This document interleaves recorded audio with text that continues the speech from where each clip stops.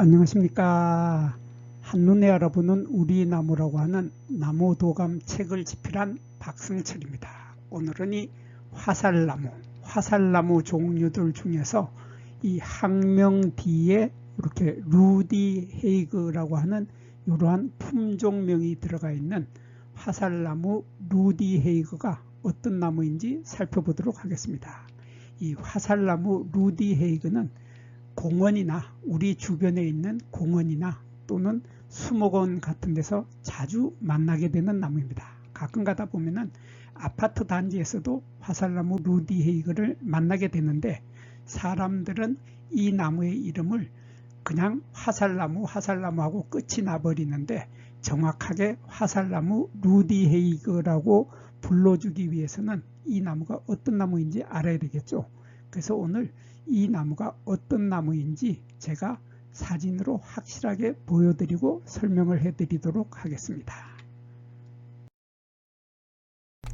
먼저 이 화살나무 루디 헤이그의 이 나무의 모양, 수형이라고 하죠. 나무의 모양을 한번 살펴보겠습니다. 나무의 모양을 살펴보면 전체적인 나무의 모양이 이렇게 삼각형을 거꾸로 세워놓은 듯한 아주 이렇게 특이한 모습의 나무 모양을 하고 있습니다. 그러니까 나무의 윗부분, 이 윗부분을 누가 가위로 싹둑 잘라 놓은 것 같은 이러한 특이한 형태의 역삼각형의 형태를, 이러한 형태의 모양으로 나무 모양을 하고 있는 나무가 바로 화살나무 중에서 루디 헤이그라고 하는 품종명을 가진 이러한 화살나무 루디 헤이그라고 하는 품종입니다. 이러한 특이한 모양을 하고 있는데, 이 나무는 키가 보통 90cm에서 150cm, 그러니까 사람의 키보다 적게 자라는 거죠. 키보다 적게 자라는 이런 키가 작으면서 나무의 수형이 역삼각형의 형태를 하고 있는 이러한 형태의 나무가 화살나무 루디 헤이그인데, 키가 사람보다 적다고 했는데, 요 기본종이 되는 이 화살나무는 키를 보면은 보통 3m까지도 자랍니다. 그래서 사람의 키보다 훨씬 크게 자라는데, 높이가 1m에서 3m 정도 자라게 되는 가을에 낙엽이 떨어지는 떨기나무가, 이게 바로 이 화살나무인데 비해서 여기 루디 헤이그는 150cm 이상은 자라지 못할 만큼 이렇게 키가 작으면서 또 성장 속도도 아주 느립니다. 성장 속도도 느려가지고 1년에 겨우 3cm 내지 4cm 정도로, 키가 3, 4cm 정도로 아주 조금밖에 자라지 못하죠. 그래서 요거는 정원수로 키우면은 아주 안성맞춤이죠. 나무가 많이 자라지도 않고 또 빨리 자라지도 않고 키가 크게 자라지도 않기 때문에 정원수로 아주 각광을 받고 있는 나무가 바로 이 화살나무 루디 헤이그입니다. 근데 이 화살나무 루디 헤이그는 키만 작은 것이 아니라 잎도 작습니다. 잎도 보면은 잎의 길이가 여기에서 여기까지 길이가 3cm에서 4cm 정도 됩니다. 그리고 폭도 15mm 정도로 잎이 조그만하고 앙증맞게 생겼죠. 그래서 이렇게 작은 잎을 가지고 있는데, 화살나무의 잎은 보면은 잎의 길이가 4에서 8cm로 크죠. 그래서 이 잎의 길이가 여기에서 여기까지 길이가 4에서 8cm인데, 반해서 루디 헤이그는 3에서 4cm로 작다 하는 이러한 뚜렷한 차이점을 가지고 있는데, 이것을 제가 이렇게 화살나무의 잎을 이 루디 헤이그의 나무 위에다가 한 장을 떼어서, 화살나무의 잎을 떼어서 올려놓아 보았습니다. 그랬더니 화살나무의 잎은 이렇게 커다란 반면에 루디 헤이그는 이렇게 조그만한, 그래서 이 길이가 반 정도도 안 됩니다. 반 정도도 안 되는 작은 잎들을 가지고 있는 것이 바로 화살나무 루디 헤이그입니다. 그리고 이 나무도 가을에 빨간색의 아주 아름다운 선홍색의 아름다운 단풍을 맺게 되는 단풍잎을 가지게 되는데, 이 단풍 든 모습은 사람의 마음을 끌어들이기에 충분하죠. 아주 아름다운 단풍을 가지고 있기 때문에 정원에 심어 놓으면, 공원이나 수목원에 심어 놓으면 정말 사람들의 눈길을 사로잡을 수 없을 만큼 아름다운 가을의 단풍 모습을 볼 수 있는 것이 바로 이 루디헤이거, 화살나무 루디헤이거입니다.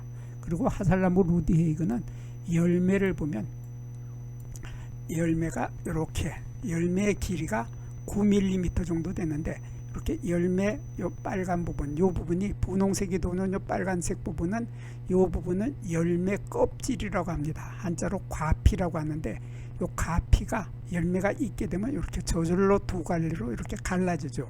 갈라지면서 그 속에 루비빛의 이런 아주 아름다운 반짝반짝 빛이 나는 이런 예쁜 씨앗이 요 속에서 한 개가 딱 나옵니다.